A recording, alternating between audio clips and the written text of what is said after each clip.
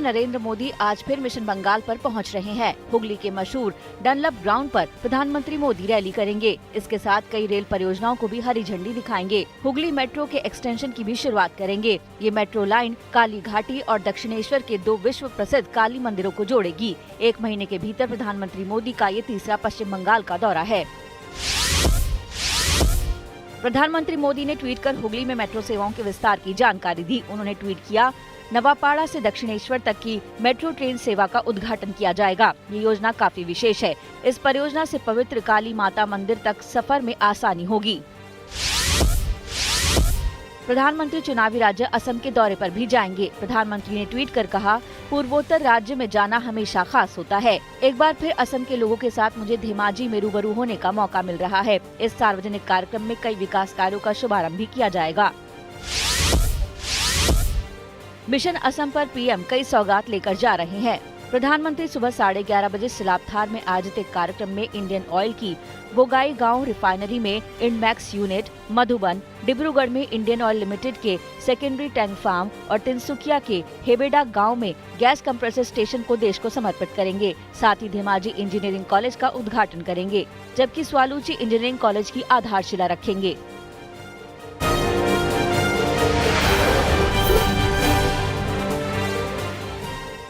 पश्चिम बंगाल में विधानसभा चुनाव से पहले सीबीआई ने बड़ा एक्शन लिया है। कोयला घोटाले की जांच के सिलसिले में सीबीआई टीम मुख्यमंत्री ममता बनर्जी के भतीजे अभिषेक बनर्जी के घर पहुंची।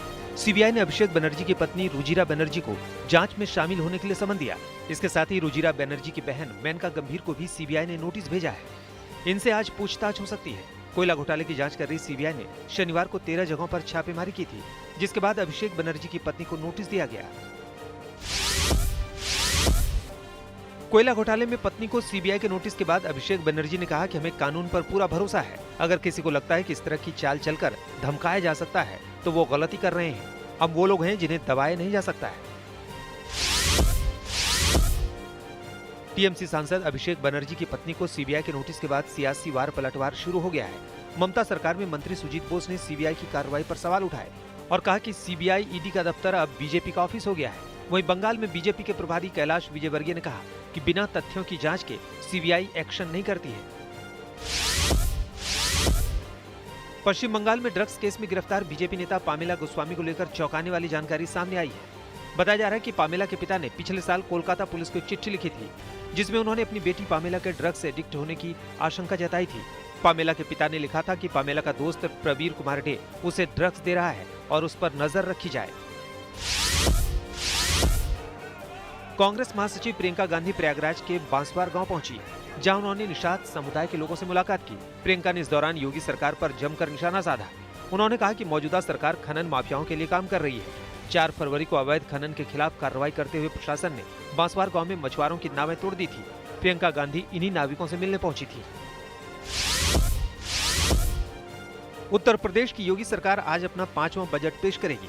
बड़ी बात यह है कि बजट प्रदेश के इतिहास का सबसे बड़ा बजट होगा। इसके साथ योगी आदित्यनाथ बीजेपी सरकार के पहले ऐसे मुख्यमंत्री होंगे जिनकी देखरेख में लगातार 5वीं बार बजट पेश किया जाएगा।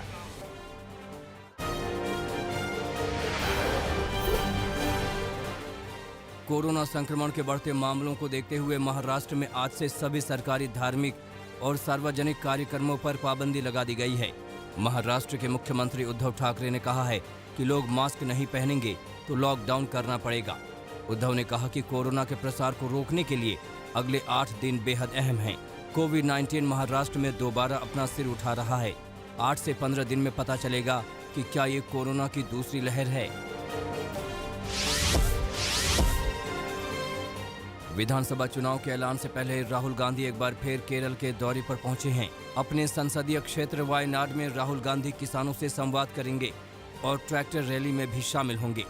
इसके बाद राहुल गांधी पार्टी कार्यकर्ताओं से मुलाकात के साथ कई कार्यक्रमों में शामिल होंगे। पिछले महीने केरल दौरे पर गए राहुल गांधी ने प्रधानमंत्री मोदी पर देश को कमजोर करने का आरोप लगाया था।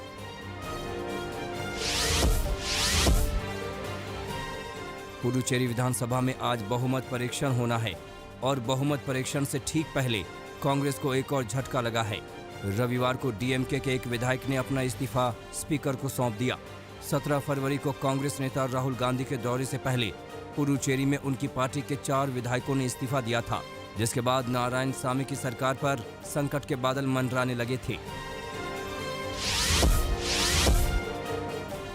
तेल और ईंधन की बढ़ती कीमतों को लेकर कांग्रेस अध्यक्ष सोनिया गांधी ने प्रधानमंत्री नरेंद्र मोदी को चिट्ठी लिखी है।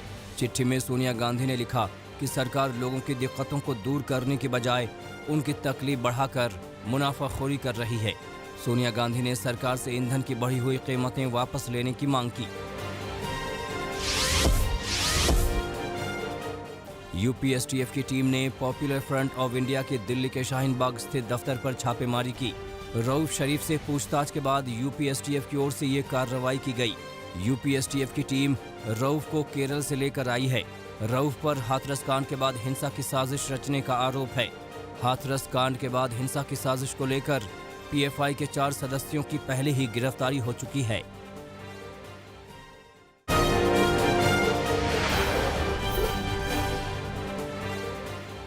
कृषि कानून के खिलाफ प्रदर्शन कर रहे किसान संगठनों ने आंदोलन तेज करने की तैयारी कर ली है, जिसके तहत 23 फरवरी को किसान संगठन पगड़ी संभाल दिवस मनाएंगे। वहीं 24 फरवरी को दमन विरोधी दिवस मनाया जाएगा। इसके बाद 26 फरवरी को दिल्ली में आंदोलन के 3 महीने पूरे होने पर युवा किसान दिवस मनाया जाएगा। वहीं 27 फरवरी को संत रविदास की जयंती और चंद्रशेखर आजाद के शहादत दिवस को मजदूर किसान एकता दिवस के रूप में मनाया जाएगा। कृषि कानूनों के खिलाफ किसानों के आंदोलन के बीच दिल्ली के मुख्यमंत्री अरविंद केजरीवाल ने किसान नेताओं से मुलाकात की। दिल्ली विधानसभा में हुई इस बैठक में आम आदमी पार्टी के राज्यसभा सांसद संजय सिंह, दिल्ली सरकार के मंत्री कैलाश गहलोत, राजेंद्र पाल के साथ ही विधानसभा के स्पीकर रामनिवास गोयल भी मौजूद रहे। बैठक के बाद अरविंद केजरीवाल ने कहा कि ये लड़ाई सिर्फ किसानों की नहीं बल्कि देश के हर आदमी की है। दिल्ली के गाजीपुर बॉर्डर पर जारी किसानों के आंदोलन का आज 89वां दिन है। इस बीच गाजीपुर बॉर्डर पर कोल्हू लगाया गया है ताकि गन्ने की पिराई की जा सके। किसान नेता राकेश टिकैत ने कोल्हू से गन्ने का जूस निकाला और कहा कि 1995 में पिता ने जो लाल किले पर किया वो इतिहास यहाँ दोहराया गया। 5 राज्यों में विधानसभा चुनाव से पहले दिल्ली में बीजेपी की बड़ी बैठक हुई, जिसमें पार्टी के सभी राज्यों के पदाधिकारी मौजूद रहे। इस बैठक को प्रधानमंत्री मोदी ने संबोधित किया और पार्टी पदाधिकारियों को चुनावों के लिए तैयार रहने के लिए प्रेरित किया। बैठक में पार्टी अध्यक्ष जेपी नड्डा ने कामकाज की रिपोर्ट मांगी और कहा कि सभी राज्यों में पार्टी के कामकाज की समीक्षा की जाएगी। केरल में बीजेपी की परिवर्तन यात्रा में शामिल हुए यूपी के सीएम योगी आदित्यनाथ ने लव जिहाद का जिक्र कर प्रदेश की लेफ्ट सरकार पर हमला बोला। योगी आदित्यनाथ ने कहा कि 2009 में केरल हाईकोर्ट ने प्रदेश सरकार का ध्यान लव जिहाद की ओर खींचा था, लेकिन यहाँ की सरकार लव जिहाद पर कोई कानून नहीं बना पाई। योगी आदित्यनाथ ने कहा कि लव जिहाद केरल राज्य को इस्लामिक स्टेट बनाने की साजिश का हिस्सा है और इसे रोकने के लिए यहाँ बीजेपी की सरकार की जरूरत है। मध्य प्रदेश के पूर्व मुख्यमंत्री कमलनाथ एक हादसे में बाल-बाल बच गए। इंदौर के डीएनएस अस्पताल पहुंचे पूर्व मुख्यमंत्री कमलनाथ की लिफ्ट झटका खाकर अचानक जमीन पर गिर गई। जिस वक्त लिफ्ट गिरी उसमें कमलनाथ के साथ पार्टी नेता जीतू पटवारी, सज्जन वर्मा भी मौजूद थे। हालांकि गनीमत रही कि इस हादसे में किसी नेता को चोट नहीं आई।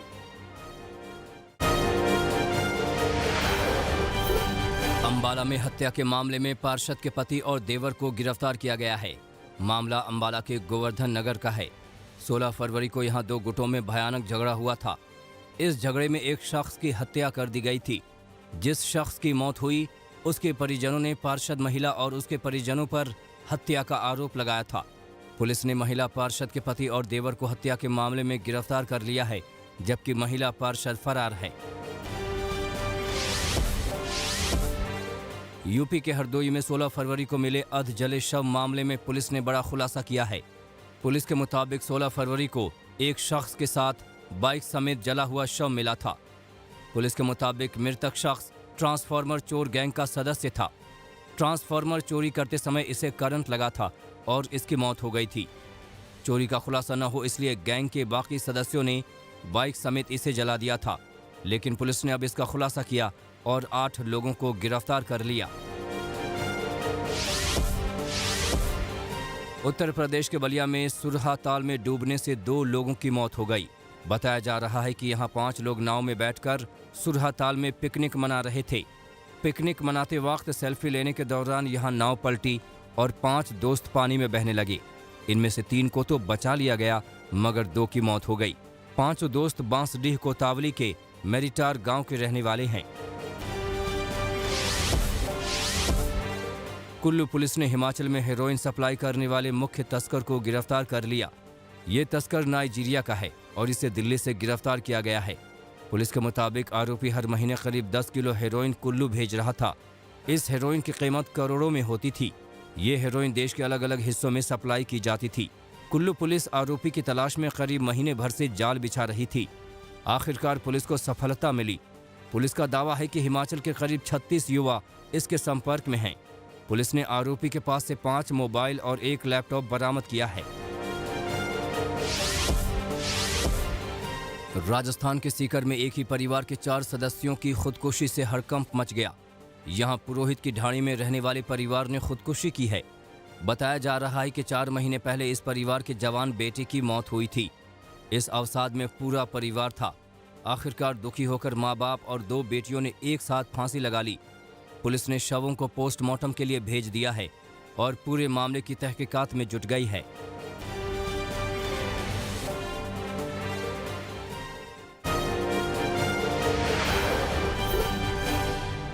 बिहार के मोतिहारी में एक 10 साल के नाबालिग की निर्मम हत्या कर दी गई। मामला चकिया इलाके का है। जानकारी के मुताबिक 10 साल के बच्चे की हत्या धारदार हथियार से की गई। बच्चे का शव खेत में मिला। शव मिलने के बाद आक्रोशित लोगों ने शव रखकर हंगामा किया। वहां बच्चे के परिजनों की माने तो उनकी किसी से कोई दुश्मनी नहीं है। पुलिस अब जांच में जुटी है कि आखिर बच्चे की हत्या किसने और क्यों की। बिहार के सहरसा में पुलिस के हत्थे 7 शातिर लुटेरे चढ़े हैं। ये लुटेरे शराब तस्कर भी हैं। बताया जा रहा है कि आरोपियों ने सहरसा के सौर बाजार थाना क्षेत्र से एक ट्रक पर लदे 160 सिलेंडर उतार लिए थे। आरोपी इन सिलेंडरों से गैस निकालकर इसमें शराब भरने वाले थे और शराब को दूसरी जगहों पर भेजने की योजना थी, मगर आरोपी अपनी साजिश में कामयाब होते इससे पहले ही पुलिस ने इन्हें गिरफ्तार कर लिया। पुलिस ने आरोपियों के पास से सिलेंडर भी बरामद कर लिए हैं।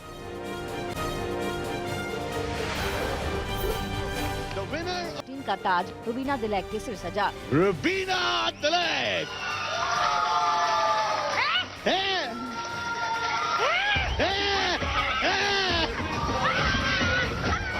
रुबीना ने राहुल वैद्य को पीछे छोड़ ये खिताब अपने नाम किया। रुबीना को ट्रॉफी के अलावा 36 लाख रुपए की इनामी राशि भी मिली है। रुबीना शुरू से विनर की रेस में बनी हुई। Big boss runner up Rahul Vaidya रहे। राहुल वैद्य लगातार रुबीना को टक्कर दे रहे थे। शो के आखिरी पड़ाव में 5 कंटेस्टेंट पहुंचे थे, जिनमें राखी सावंत, निकी तंबोली और अली गोनी भी शामिल थे। नमस्कार, मैं हूं अंजना ओम कश्यप। हमें उम्मीद है ये वीडियो आपको पसंद आया होगा। लेटेस्ट खबरों के लिए यूं ही देखते रहिए आज तक और इस वीडियो के पसंद आने पर लाइक, शेयर एंड सब्सक्राइब करना ना भूलें।